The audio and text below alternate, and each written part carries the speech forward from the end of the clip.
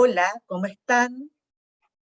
Reciban todas y todos un gentil saludo de mi parte desde Chile, pero tenemos, ¿verdad?, a nuestros amigos UTEL desde Lima, Perú, desde Salvador, desde Venezuela, desde Colombia.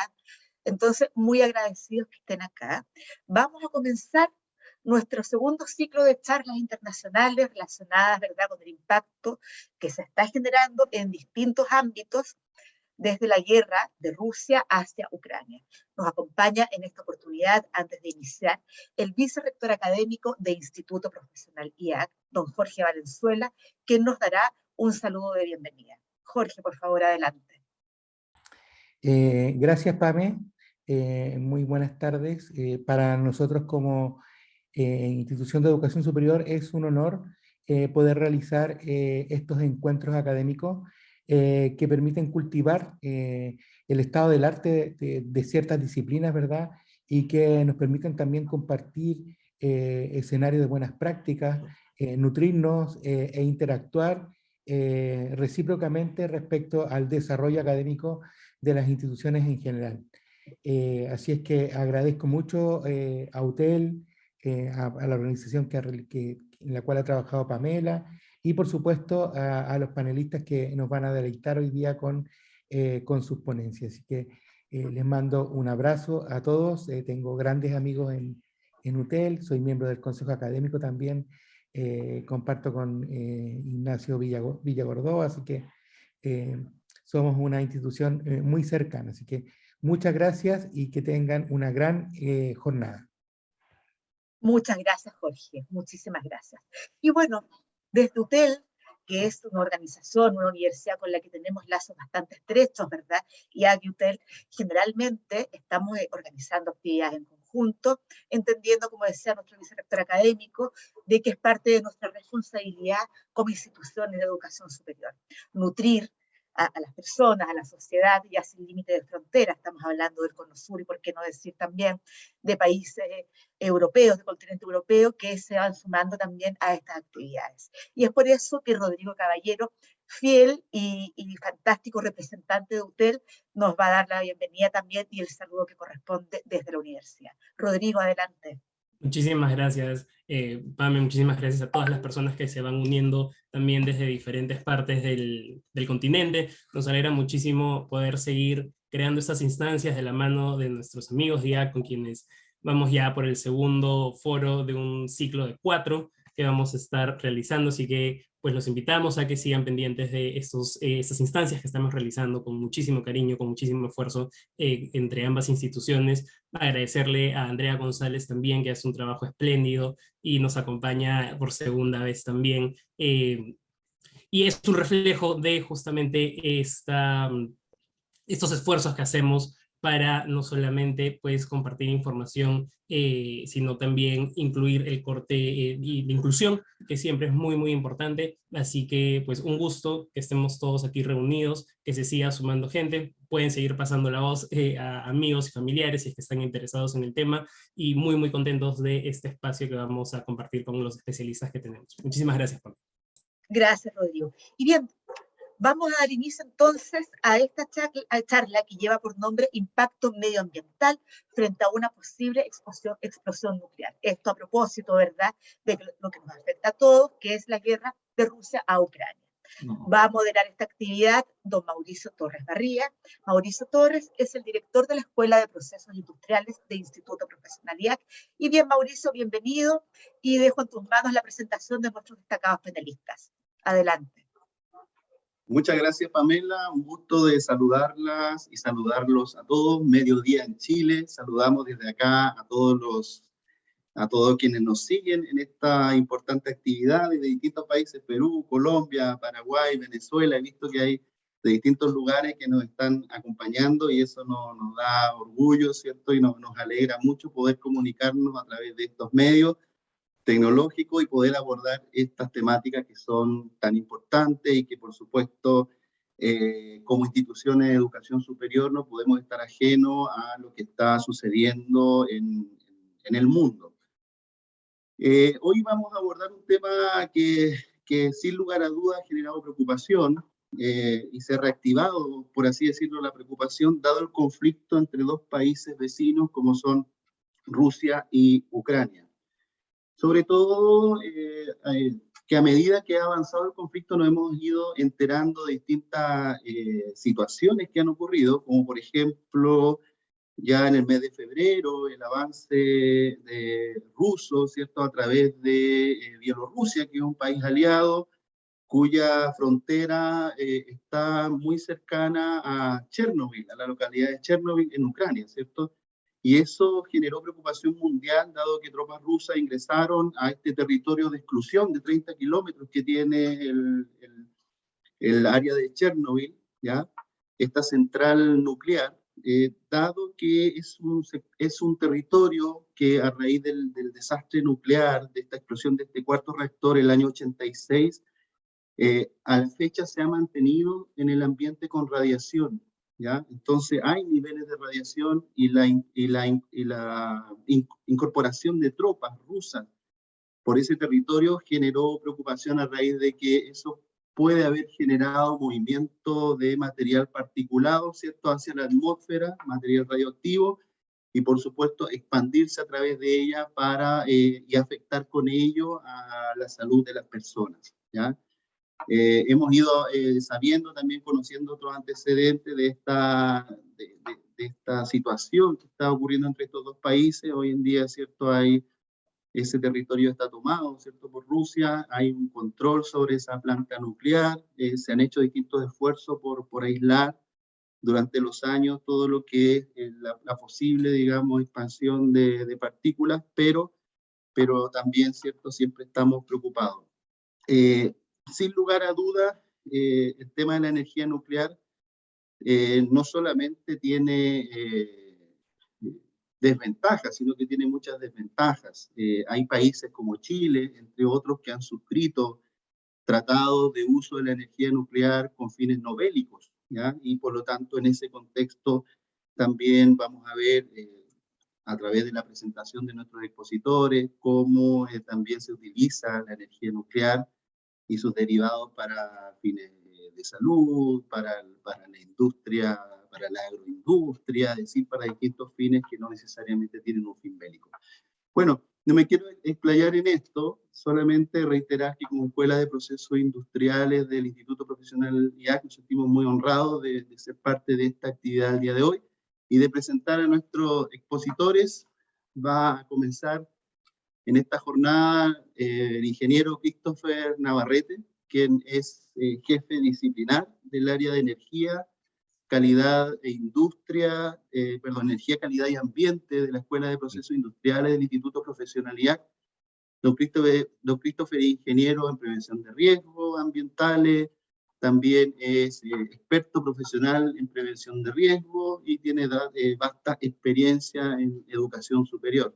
Así que adelante, don Christopher, lo dejo con su presentación. Por supuesto, al final de ambas presentaciones que tenemos hoy, vamos a hacer una ronda de preguntas, vamos a ir anotando las preguntas que nos vayan llegando a través del chat y al final, ¿cierto?, vamos a ir haciendo estas preguntas a nuestros dos expositores. Lo dejo ahí con la pantalla de don Christopher Navarrete.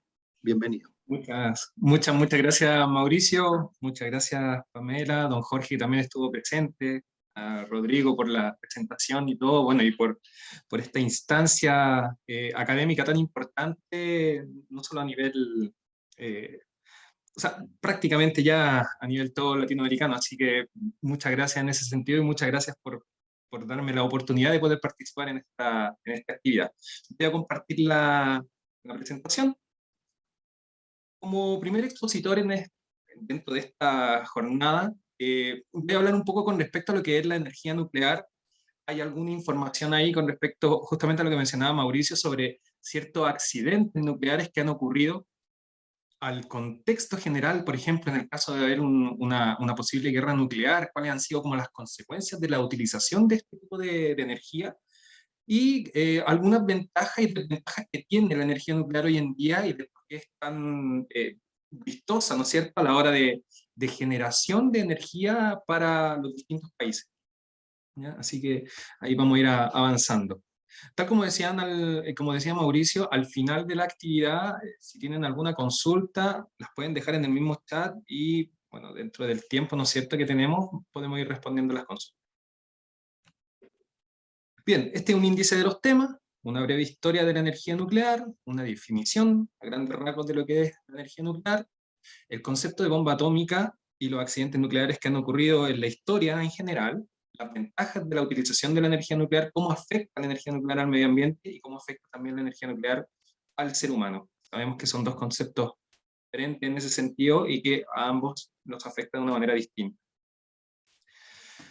En este sentido, la energía nuclear nace a mediados, ¿no es cierto? O sea, se descubre aproximadamente el concepto de radioactividad en el año 1896 a través del francés Antoine Henry Becquerel, quien comprobó que ciertas sustancias, ¿no es cierto?, producían ciertas radiaciones. Esto prácticamente fue como de casualidad que él se encontró con esta situación. Haciendo experimentos, ¿no es cierto?, en su laboratorio, se encontró con esta particularidad que habían algunos elementos que tenían cierta, que él llamó finalmente radioactividad.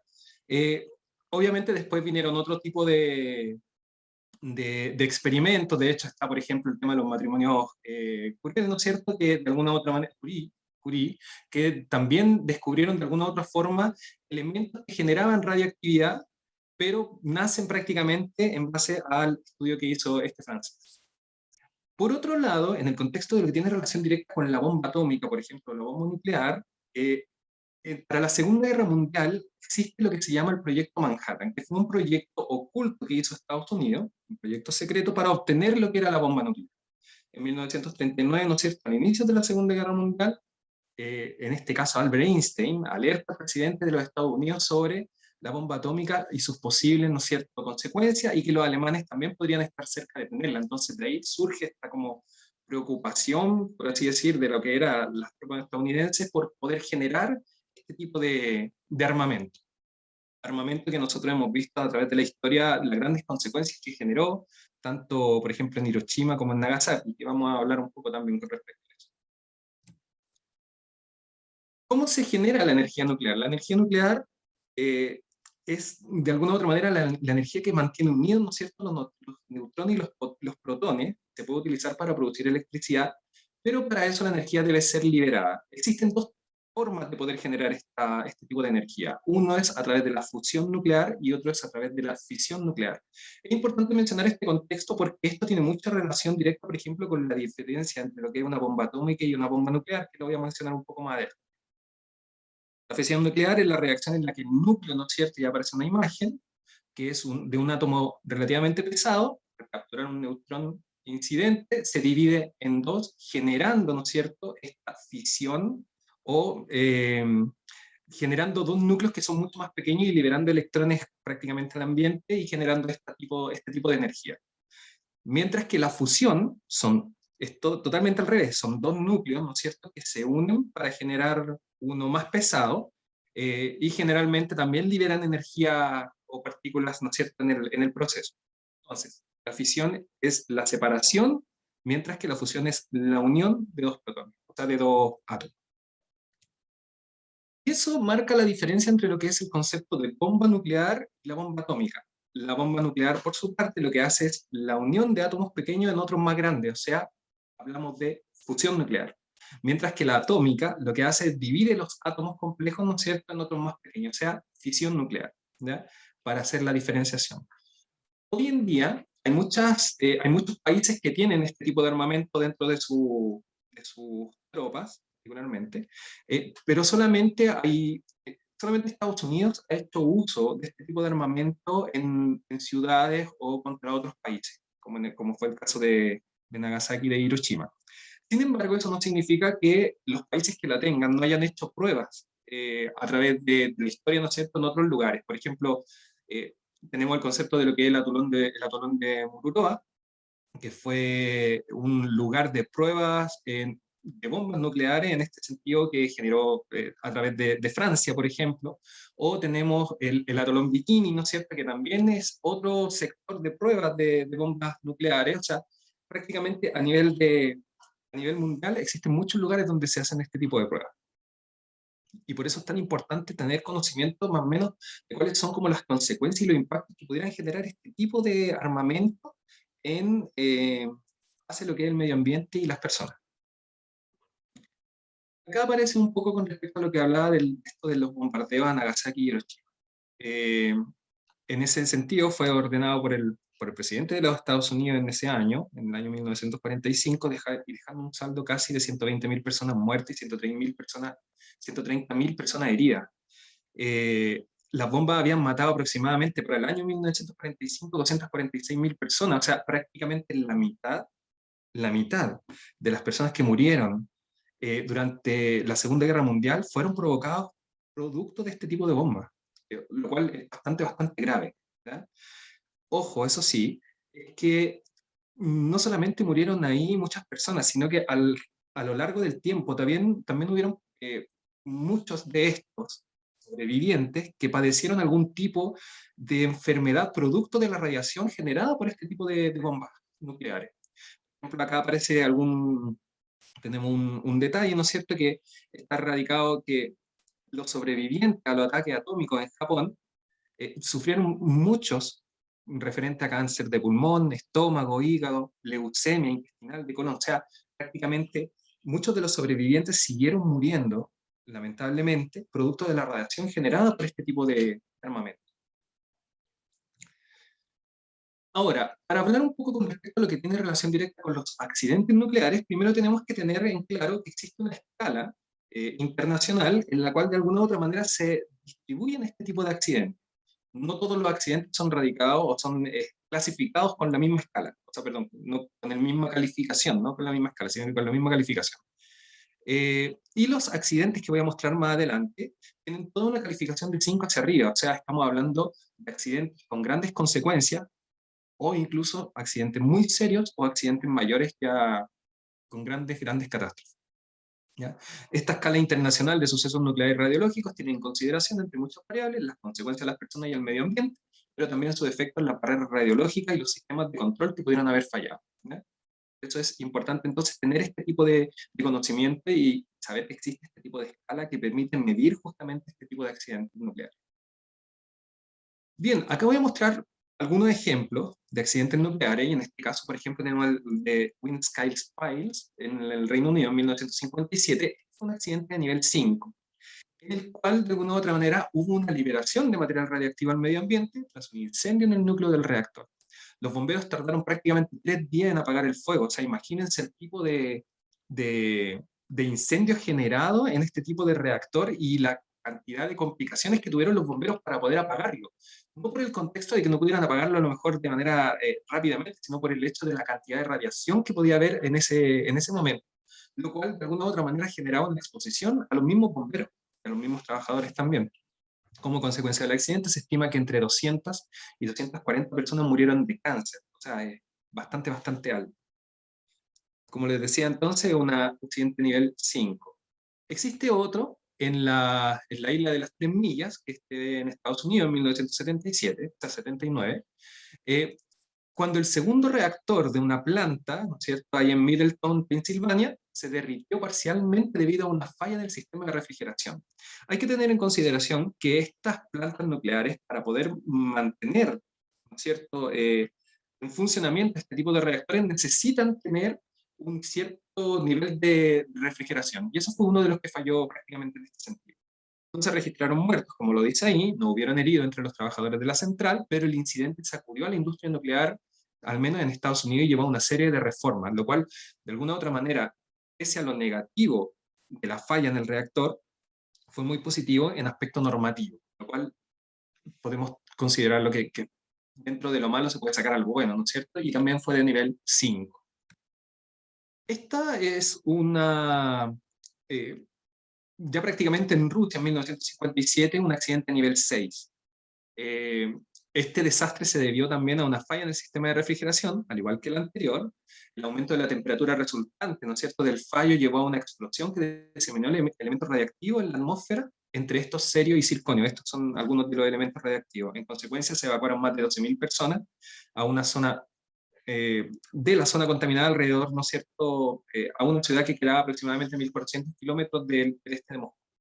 Inicialmente poco se supo sobre este accidente, pero es bueno mencionarlo, ¿no es cierto?, porque dentro de la escala está a nivel 6, lo cual significa que tuvo serias consecuencias. Y finalmente tenemos dos tipos de accidentes que fueron muy importantes. Hace muy poco el de Fukushima en Japón en el año 2011, en el cual, debido a un terremoto que se produjo en esta zona y un posterior tsunami que hubo, se dañaron prácticamente, si mal no recuerdo, no sé si eran 3 o 4 de los reactores nucleares que existían dentro de esta planta, generando una gran cantidad de radiación liberada. Imagínense, miren, en la planta de Fukushima se registraron niveles de radiación de 1000 microsieverts, que es la misma cantidad que las personas en la normalidad reciben dentro de un año. O sea, en un puro día prácticamente las personas recibieron la cantidad de radiación de un año. Es bastante, bastante serio. Increíblemente, no se han registrado, ¿no es cierto?, personas muertas producto de este tipo de radiación, ya que la gran mayoría de las personas que murieron ese día, que fueron aproximadamente 22.000 personas, fue producto de este tsunami que hubo. O sea, fue producto de una situación natural. Lo cual de alguna u otra manera habla un poco, no un poco en realidad, sino que habla muy bien de las características que tenía esta planta, porque en realidad han logrado de alguna u otra manera mantener estos niveles de radiación sin afectar prácticamente a su alrededor. ¿Ya? En ese sentido, bastante, bastante bueno, pero aún así se le considera un accidente de nivel 7. Y finalmente está el de Chernobyl, es el que menciona hace poco Mauricio en el año 1986, la explosión prácticamente del reactor número 4, el 26 de abril de 1986, que causó efectos generalizados sobre la salud y los efectos ambientales. Una liberación externa de una fracción significativa del núcleo del reactor fue lo que produjo todo esto. Esto fue producto de un ensayo, imagínense, un ensayo de seguridad en el cual nubes de material radiactivo se desperdigaron por toda Europa prácticamente. Sin embargo, la más afectada obviamente fue Chernobyl. Más de 30 personas murieron inmediatamente ese día. Después de la explosión, obviamente, a lo largo de los años han seguido habiendo otras causas y otros síntomas generados por la radiación que hubo dentro de esta planta. También por eso está esta preocupación, o sea, imagínense, tropas rusas pasando por los mismos lugares donde hubo un tipo de explosión prácticamente por radiación, o sea, es bastante, bastante grave, ¿no? Bien, pero no todo es malo, no podemos hablar que todo es malo por parte de la energía nuclear, o sea, por algo de alguna u otra manera existen hoy día países a nivel mundial que hoy día tienen plantas nucleares dentro de su gran gama de generación de energía. Sin contar más allá, Estados Unidos tiene casi 90 plantas nucleares, Francia tiene también, China, o sea, hay muchos países a nivel mundial que tienen. Acá en Latinoamérica, por ejemplo, Argentina tiene 3, o 2 me parece, y Brasil tiene 3, entonces igual es bastante, bastante amplio lo que se ve. ¿Y cuáles son las ventajas de esta energía nuclear? Bueno, lo primero es que no genera emisiones de gas, eso es súper importante. Las plantas nucleares permiten generar electricidad sin emitir gases de efecto invernadero, y en este sentido no contribuye al calentamiento global. O sea, es una energía muy positiva y muy limpia en ese sentido. Se obtiene mucha energía con poco combustible, cual también de alguna u otra manera es muy, muy positivo. Con poca cantidad de combustible se obtienen grandes cantidades de energía, y eso implica las dos consecuencias que están ahí. Ahorro en materia prima, ahorro en transporte, extracción y manipulación, en este caso del uranio, que sería el elemento radiactivo. ¿Por qué puse esa fotografía ahí? Porque prácticamente las emisiones generadas producto de estas plantas, como lo mencionan, son prácticamente vapor de agua, lo cual de alguna u otra manera también es muy positivo. Planificable. La producción de energía eléctrica es continua en este sentido, y una central nuclear genera electricidad durante prácticamente un 90% de las horas del año. O sea, en este sentido, de alguna u otra manera, no depende de aspectos naturales para poder estar generándose. Y esta continuidad favorece obviamente la planificación a nivel no solamente de una región, sino que a nivel del país. El coste de funcionamiento es bastante bajo. Las plantas de energía nuclear son muy baratas de operar, y son mucho más baratas que otras. O sea, entre el 33 y el 50% de una planta de carbón. O sea, imagínense, lo que genera una planta de carbón en aspectos de costo, lo reduce prácticamente al 50%. Y entre un 20 y un 25% una planta en un ciclo combinado de gas. O sea, la cantidad en aspectos de lo que tiene relación directa con el costo, lo hace súper sustentable. Y tal como decía Mauricio en algún momento, esto también, al menos acá en Chile, por ejemplo, la energía nuclear está muy radicada en aspectos que tienen relación directa con medicina. Ahí se mencionan algunos conceptos relacionados con medicina, por ejemplo, la radiología, la tomografía, radiotrazadores, son los escáneres, que están muy relacionados con esto de la radiactividad y con la energía nuclear. Por lo tanto, la medicina nuclear de alguna u otra manera ha sido muy fuerte y tiene muy avanzada en aspectos tecnológicos, justamente para poder subsanar la gran cantidad de enfermedades que hoy día existen y que de alguna u otra manera han permitido, ¿no es cierto?, ir mejorando estas condiciones a nivel mundial. Y por otro lado está el avance tecnológico. La tecnología nuclear sigue evolucionando constantemente. El 100% de los reactores nucleares producen energía mediante la fisión nuclear. ¿Se acuerdan que era esta separación, ¿no es cierto?, del átomo grande en átomos más pequeños? Actualmente se está desarrollando el reactor nuclear de fusión nuclear, ¿ya? Entonces, en este sentido es bastante positivo. ¿Cómo afecta, eso sí, la energía nuclear al medio ambiente? Esto también es importante mencionarlo, porque tenemos la parte positiva, pero igual hay que mencionar aspectos negativos de la energía nuclear. Si bien no tenemos grandes cantidades de emisiones, como lo mencionaba anteriormente, aún así existe un tipo de emisión de CO2, pero esta emisión de CO2 se genera prácticamente, y como decía, se produce prácticamente en la fabricación de la energía. O sea, cuando se habla sobre los efectos de la energía nuclear en el medio ambiente, sus defensores, ¿no es cierto?, suelen argumentar que a diferencia de otros tipos de plantas generadoras de energía, las centrales nucleares no emiten dióxido de carbono.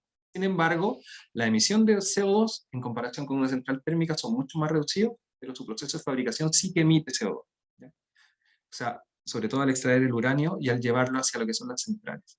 La utilización de agua. ¿Se acuerdan que mencioné anteriormente que uno de los accidentes, o dos de los accidentes producidos, fue justamente por esta falla de refrigeración? Bueno, uno de los contextos que tiene relación directa con la energía nuclear es la gran cantidad de agua que utilizan para tratar de mantener estos sistemas de refrigeración funcionando.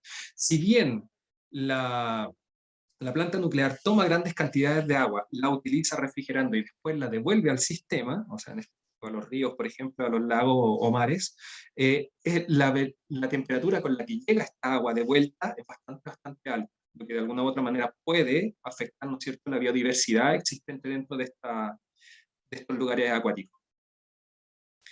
Posible accidente, o sea, ya hemos mencionado 5 y existen varios más en la historia. Y no son alejados, ¿ya?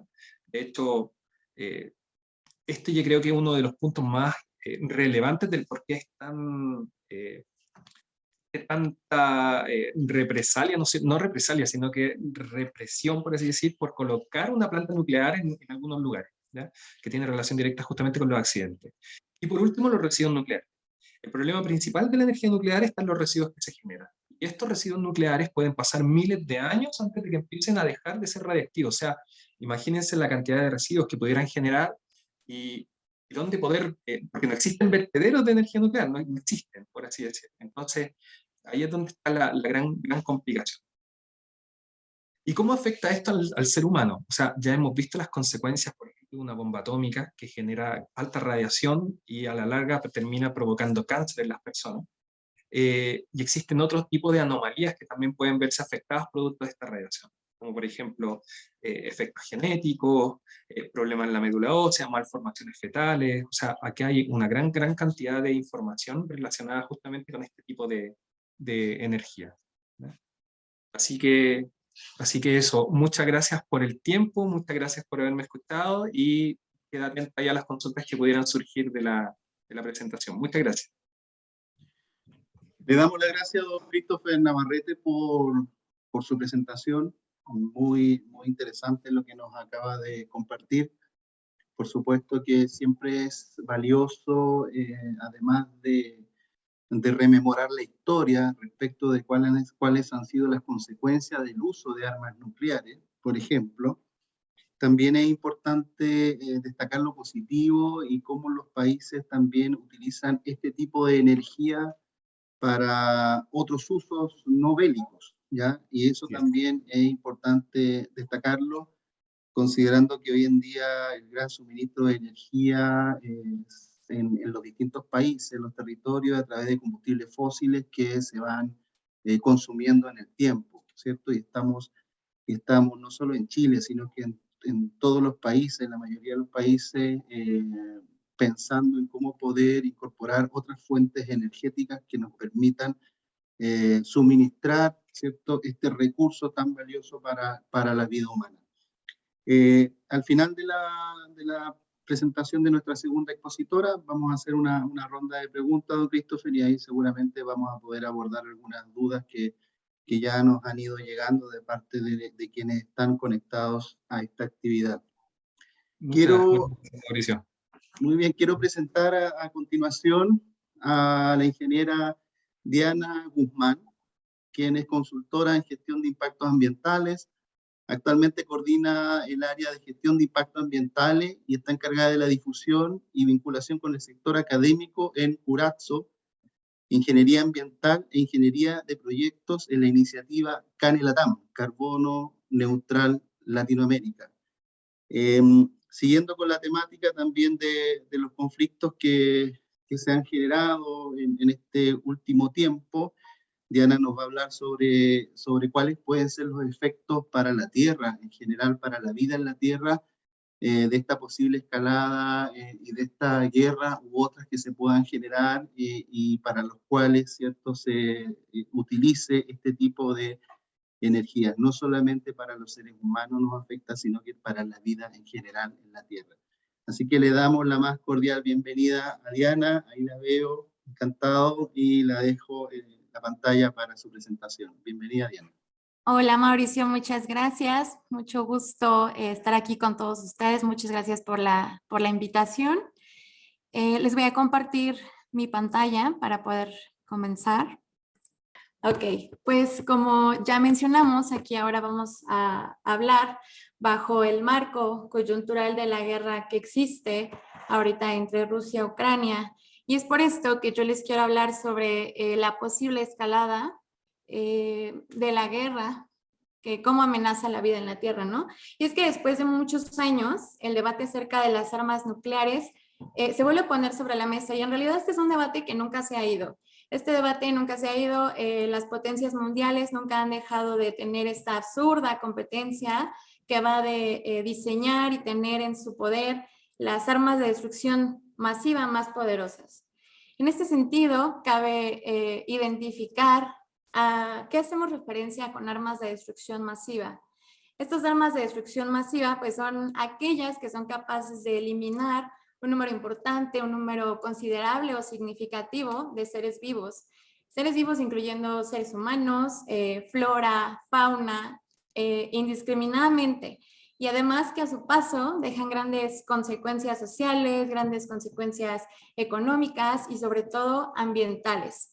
Y dentro de esta clasificación, la que nos tiene aquí hoy, a todos nosotros, pues es el armamento nuclear, ¿no?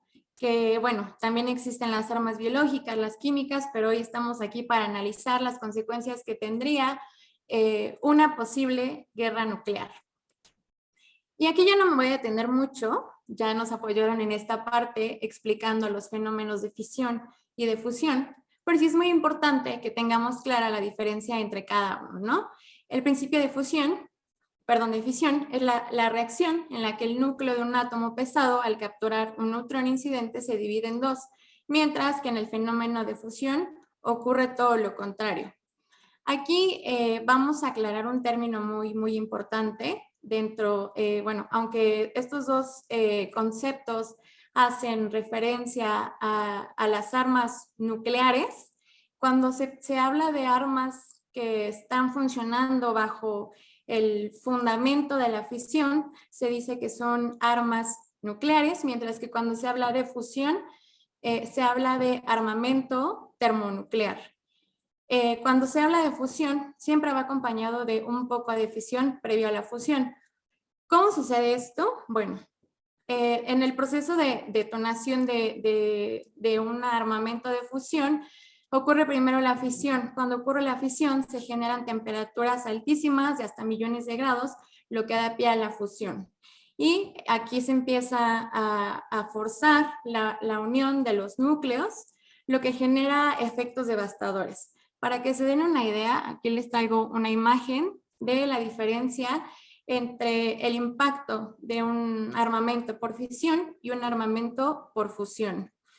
La primera bomba en detonarse exitosamente, y digamos exitosamente porque esto nunca debe ser considerado un éxito, fue aquella del proyecto Ivy Mike en 1952 por Estados Unidos en las Islas Marshall, en el atolón de Bikini. Y esto alcanzó una potencia de 10 megatones. Vamos a hablar de las potencias para que lo tengamos claro.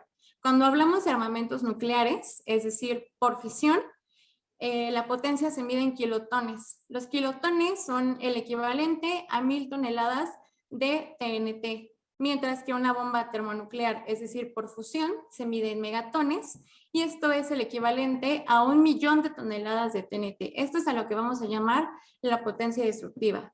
Es muy importante que tengamos presente estos conceptos para que más adelante podamos analizar todos los impactos que nos va a generar en caso de una posible guerra nuclear, ¿no?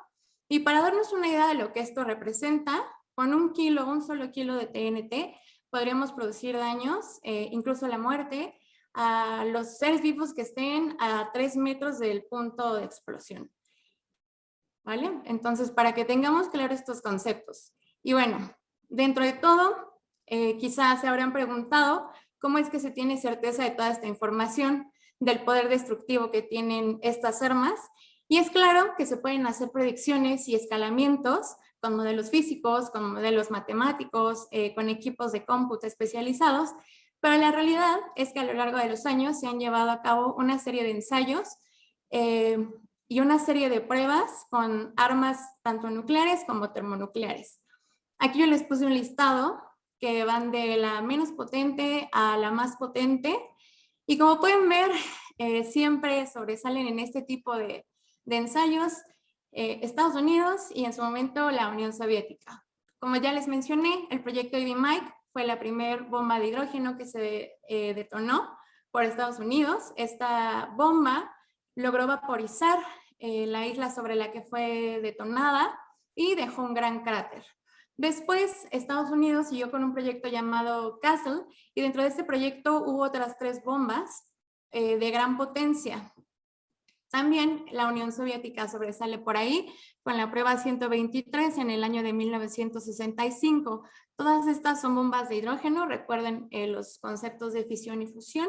Aquí estamos hablando de megatones, de que fueron totalmente destructivas. Aquí también podemos ver que una de ellas alcanzó a la Ciudad de México, ¿no? La radiación que generó alcanzó a la Ciudad de México. También podemos ver que los hongos alcanzan alturas de hasta 40 kilómetros. Y esto es muy importante justamente para que veamos también cómo estos hongos, como las distancias que alcanzan las bolas de fuego, van a afectar tanto al ambiente como a la vida de los seres humanos, ¿no? Y bueno, acá en este listado vemos que Estados Unidos sobresale. Tenemos Estados Unidos por mucho, Unión Soviética un poco, y en este caso ellos no se quisieron quedar atrás. Dijeron, a mí no me van a superar, yo necesito tener el arma más poderosa. ¿Y qué sucedió? Pues bueno, aparece la bomba del zar. La bomba del zar es el arma nuclear más poderosa que se ha detonado en toda la historia. En el año de 1961, en Nueva Zembla, tuvo una potencia de entre 50 a 55 megatones, que es el equivalente a 3.000 bombas como las de Hiroshima y Nagasaki. La altura del hongo alcanzó los 65 kilómetros de altura, la bola de fuego tuvo un diámetro de 8 kilómetros, el destello se pudo ver hasta 1.000 kilómetros de distancia, y eso también ocasionó sismos registrados de hasta 5 grados en la escala Richter. Y las aldeas más cercanas, en un radio de al menos 55 kilómetros, se vieron totalmente afectadas, devastadas, destruidas. Y bueno, más lejos también hubo devastaciones, no tan poderosas, pero las hubo. En este contexto, cabe resaltar que ahorita de entre los países que tienen armamento nuclear, Corea del Norte se estima que tiene una bomba más bien que se estima que es 5 veces más poderosa que esta bomba del zar, ¿no? Sería totalmente destructiva y caótica en caso de ser lanzada.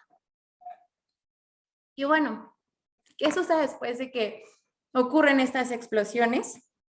Y es un hecho que en la actualidad hay al menos 9 países con arsenales atómicos, ¿no? Entre los que destacan Estados Unidos, Rusia, Reino Unido, Francia, China, obviamente Corea del Norte, Israel, y en total se acumulan aproximadamente entre 22,000 y 23,000 armas atómicas operativas. Imagínense lo que podría suceder si se desata una guerra mundial. Y en realidad es que nada más necesitamos el 1% de toda esta cantidad de armamento nuclear para poder devastar nuestro planeta. En este sentido, se generan varios tipos de impactos, ¿no? Los primeros que identificamos son los impactos inmediatos o los impactos primarios. Estos son los que se generan en los primeros segundos y minutos después de la explosión. En ellos destacan la onda expansiva, la onda de calor, la radiación ionizante, el pulso electromagnético, y también tenemos los impactos secundarios o los impactos atrasados.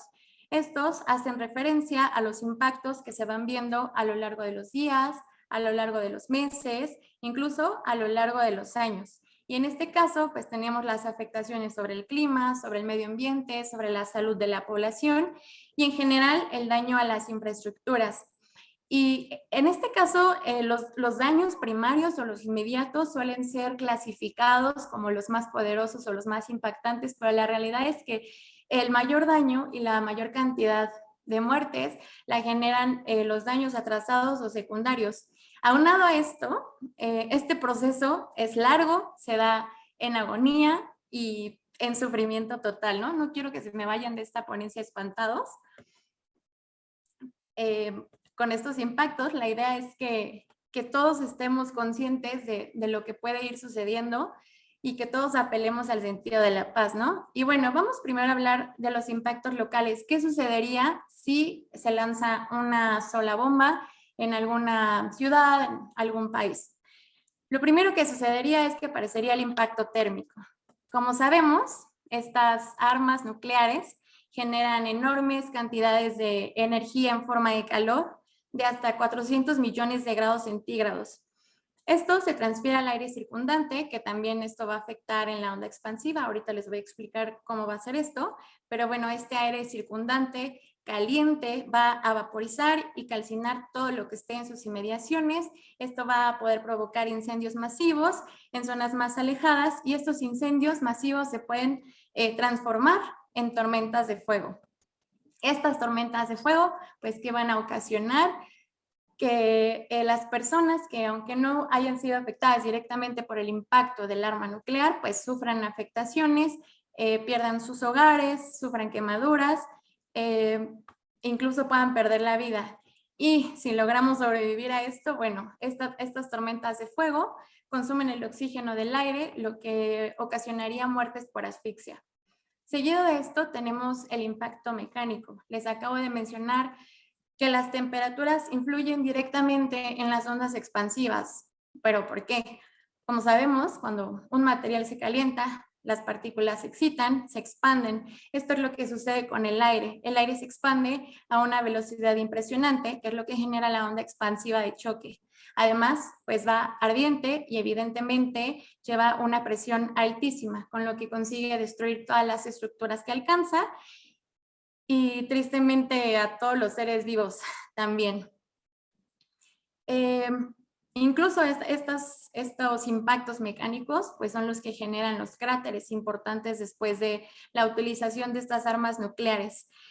Aunado a esto, cuando el aire se va enfriando y se va contrayendo, se genera una onda de choque secundaria que va de vuelta y termina devastando lo que no se había destruido. Después tenemos los impactos radiológicos. Como sabemos, la gran mayoría de esta energía se libera en forma de radiaciones. Radiaciones, hablamos radiaciones ionizantes alfa, beta, gamma, se liberan neutrones y la desintegración espontánea de los átomos es lo que denominamos como la radioactividad, lo que sabemos que es básicamente lo que nos afecta. Y bueno, estas radiaciones pues son la causa de la gran mortandad por el síndrome de irradiación aguda. Esto también puede generar pulsos electromagnéticos que destruyen los equipos eléctricos, destruyen los equipos electrónicos, hacen imposible la utilización de las tecnologías como los radares y en general los sistemas de comunicación. Y después nos quedamos con la radiación, con la contaminación radiactiva. Sabemos que la explosión, y por eso les hacía un poquito de énfasis en las alturas de los hongos, estas explosiones lanzan a la atmósfera grandes cantidades de humos y de materia pulverizada que además va fuertemente irradiada. Estas sustancias vuelven al suelo progresivamente, normalmente vuelven en forma de lluvias radiactivas y esto contamina todos los objetos y todo lo que esté a la intemperie. Cuando decimos todo, hablamos de aire, hablamos de suelos, hablamos de fuentes de agua potable, hablamos de seres vivos, animales, flora, seres humanos, infraestructura. Nada queda a salvo, todo queda totalmente contaminado. Y bueno, por si esto no es suficiente en los impactos locales, ¿qué pasaría en una posible guerra nuclear? Es decir, donde los ataques se respondan con un ataque igual o mayor.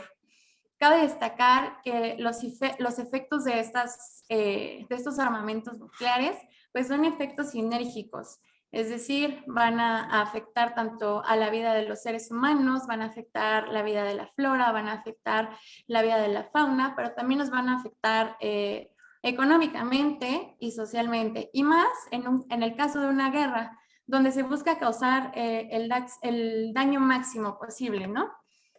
Lo que sucedería inmediatamente después del estallido es lo que ya hemos mencionado sobre la onda expansiva, sobre la onda de calor, sobre los incendios, las radiaciones ionizantes y entre otros fenómenos.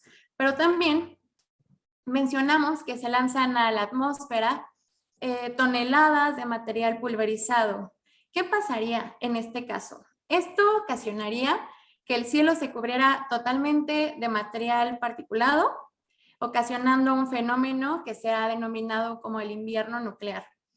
Este fenómeno, o más bien supuesto de fenómeno, porque no ha sucedido, pero la teoría ha sido respaldada por diversos estudios, por diversas simulaciones realizadas a través de programas especializados, sostiene que una guerra nuclear es capaz de levantar una nube de polvo y de ceniza de tal magnitud y tan espesa que podría durar en la atmósfera meses o incluso años.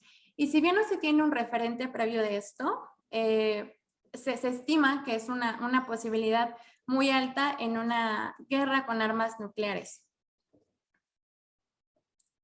Lo que ocurriría a raíz de esta formación de esta nube, pues lo primero que sería es que estaríamos a oscuras, una oscuridad perpetua, y esto provocaría la muerte de los seres vivos, comenzando por aquellos que dependen de la energía solar, es decir, básicamente el reino Plantae. Y debido a esto, pues la cadena trófica se vería totalmente afectada desde su nivel más bajo hasta su nivel más alto. Por otra parte, también ocasionaría que el aire fuera prácticamente imposible de respirar, lo que derivaría en más muertes, ¿no? de seres vivos, incluyendo seres humanos y en los animales. Otro efecto de esta nube sería que las temperaturas mundiales disminuirían. Se estima que podrían disminuir hasta 30 o 40 grados centígrados. Y aunado a todo esto, se viene el colapso de la agricultura. Esto sería inminente, comenzarían las hambrunas para los seres humanos y lo mismo sucedería con los animales. Existiría la escasez de alimento y además sería imposible consumir la carne de estos animales, puesto que la mayoría de ellos estarían contaminados con la radioactividad. Asimismo, se contaminarían los lagos, se contaminarían ríos, se contaminaría en general el medio ambiente y no tendríamos fuentes de agua potable. Hablando de las diferencias de temperatura existentes entre los continentes o entre los océanos, esto generaría un caos climático, derivaría en una cantidad impensable e inimaginable de fenómenos naturales de gran magnitud y de poder destructivo. Esto afectaría principalmente a las zonas costeras y suponiendo que después de todos estos fenómenos que se darían en un corto plazo después de las explosiones nucleares, se encontraran algunos seres sobrevivientes, independiente de si son humanos, si son plantas o son animales, su supervivencia se seguiría viendo afectada debido a la desaparición de la capa de ozono. ¿Qué pasa con la desaparición de la capa de ozono? Pues básicamente que la radiación ultravioleta acabaría con la vida. Y como ha sucedido en muchos otros fenómenos, tanto naturales como de naturaleza antropogénica, la vida en los océanos siempre resulta ser la menos afectada. En este caso no se vería tan afectada por el invierno nuclear, pero cuando esta nube se haya disipado y quede libre la atmósfera y no tengamos capa de ozono, la radiación ultravioleta acabaría rápidamente con el fitoplancton, lo que ocasionaría que la cadena trófica de los mares también se viera afectada, sobre todo en la parte alta. Sabemos casi que en la parte baja de los mares es un poquito complicado y difícil que se vean afectaciones. No es imposible, podría suceder, pero afectaría en mayor parte la vida que está en niveles altos.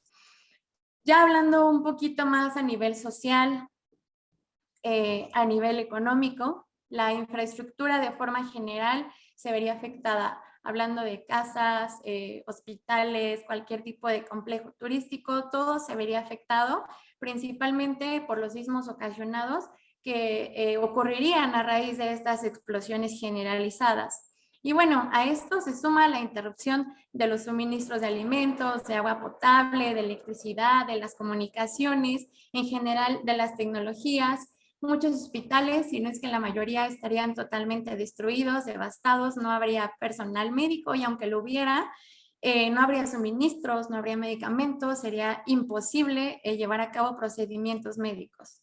Y aunque estos ataques no fueran directamente sobre cada una de las ciudades existentes, la mayoría de las ciudades se vería afectada. ¿Por qué? Pues como ya mencionamos, la agricultura y la ganadería se verían totalmente afectadas, por lo que los suministros de alimentos se verían limitados.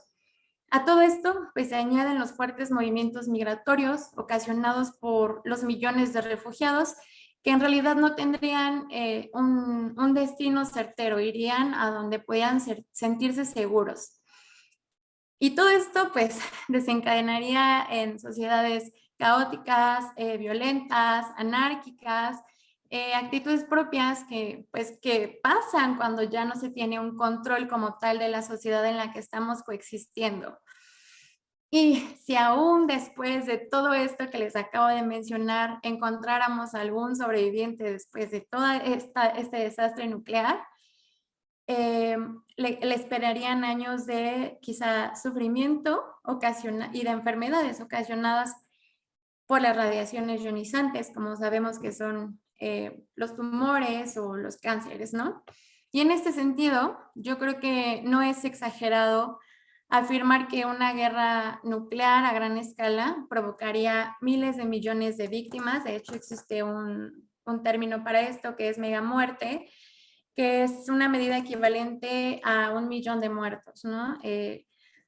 Estas cifras son devastadoras, como ya les mencioné.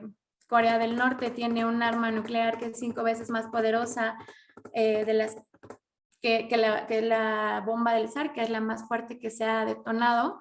Entonces, bueno, realmente una guerra nuclear sería devastadora para nosotros como seres humanos, para el planeta, para toda la vida en general. Lo único que queda en nuestras manos es justamente lo que les mencionaba hace un momento, apelar a estos mensajes de paz, apelar a estos mensajes de apoyo entre nosotros como seres humanos, porque en realidad sí, puede que de repente estos conflictos nos suenen lejanos, nos suenen ajenos, pero nos veríamos afectados todos de una manera bastante fuerte.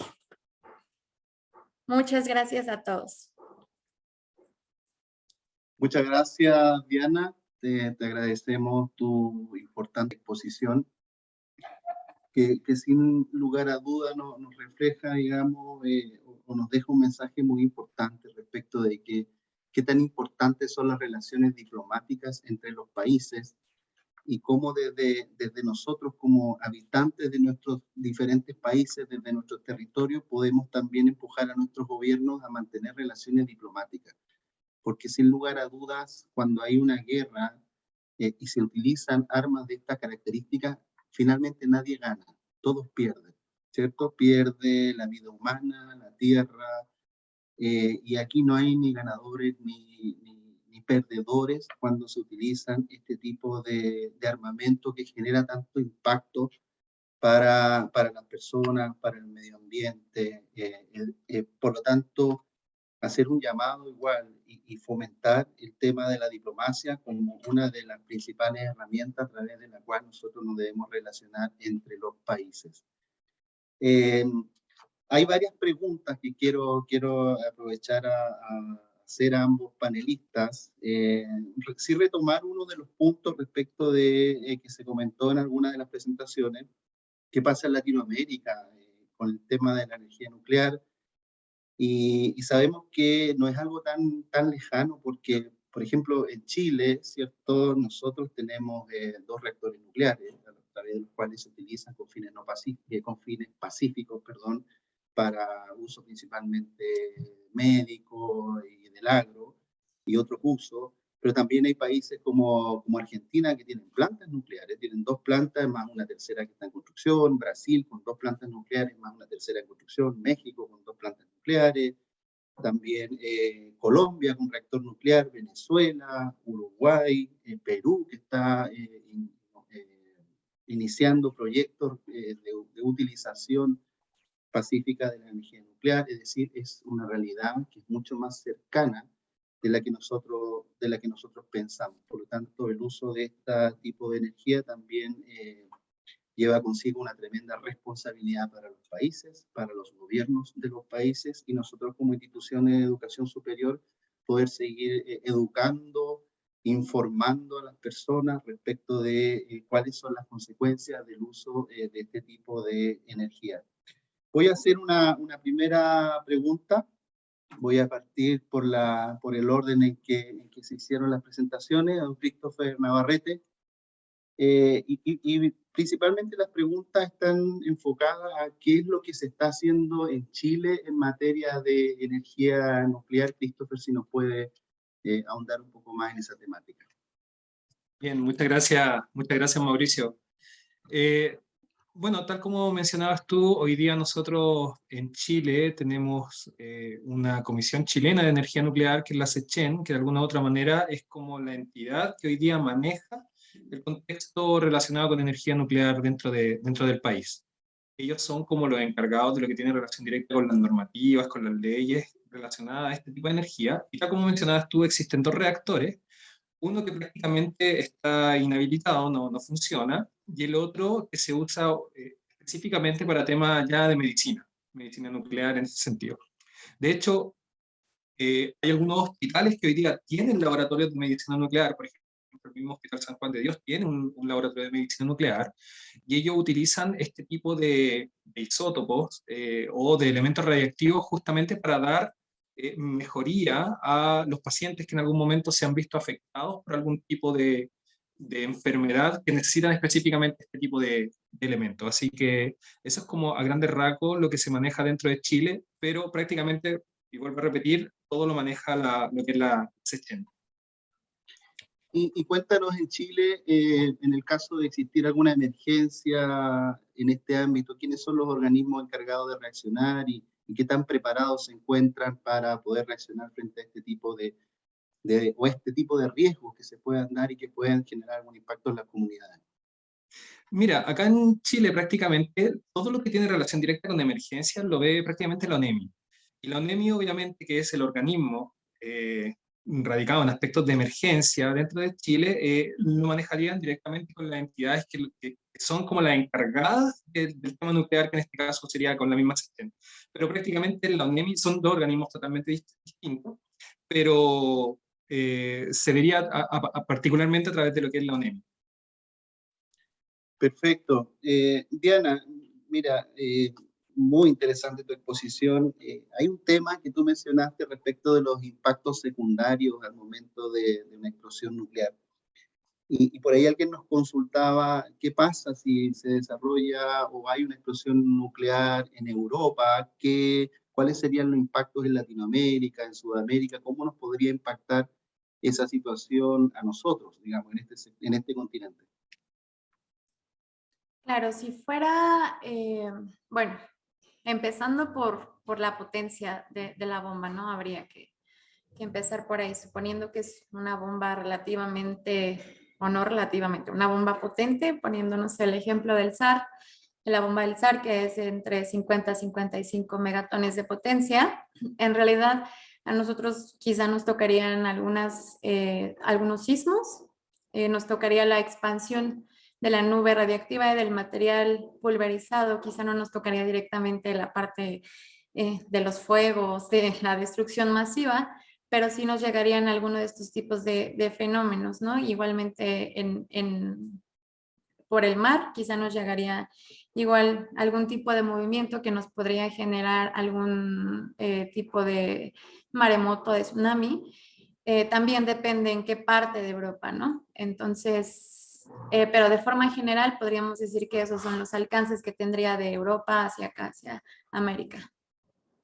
Perfecto, Diana. Bueno, en ese contexto, Christopher nos mencionaba la ONEMI, que entiendo es la Oficina Nacional de Emergencias, que es un organismo del Estado de Chile que reacciona frente a estas posibles situaciones que se puedan dar, pero no es menor tener la posibilidad de informarse en nuestros respectivos países quiénes son las instituciones y qué tan preparadas están para reaccionar y poder de alguna forma mitigar los impactos que pueda generar el uso de armamento nuclear en cualquier parte del mundo, ¿ya?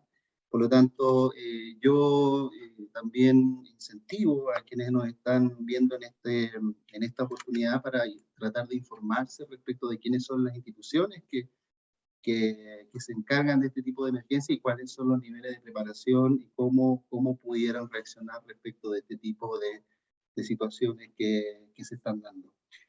Yo en general quisiera agradecerles a nuestros expositores por un tema de tiempo, ya estamos en el tiempo, han llegado muchas consultas, es un tema que es muy importante, llama mucho la atención para todos quienes estamos hoy en día siguiendo día a día esto que está ocurriendo, esta guerra que está ocurriendo entre estos dos países vecinos. Y bueno, es una preocupación que nosotros queríamos trasladar a este seminario el día de hoy, abordarlo para poder educar también a la comunidad y desde ya como Instituto Profesionalidad, como Escuela de Procesos Industriales, le queremos agradecer a nuestros expositores, a Diana, a Christopher, muchas gracias por su participación, muy valiosa la información que nos entregaron. Y nos vemos en una próxima oportunidad, querida Pamela y Rodrigo. Muchas gracias. Muchas gracias a todos, a todas. Mauricio, Diana, Christopher, Rodrigo, a los amigos de UTEL por haber hecho posible, ¿verdad?, junto a nosotros esta actividad. Espero que les haya gustado. Muchas gracias, un gusto estar aquí con ustedes el día de hoy. Igual para mí, muchas gracias por el tiempo y por haberme permitido participar de esta actividad. Muchas gracias.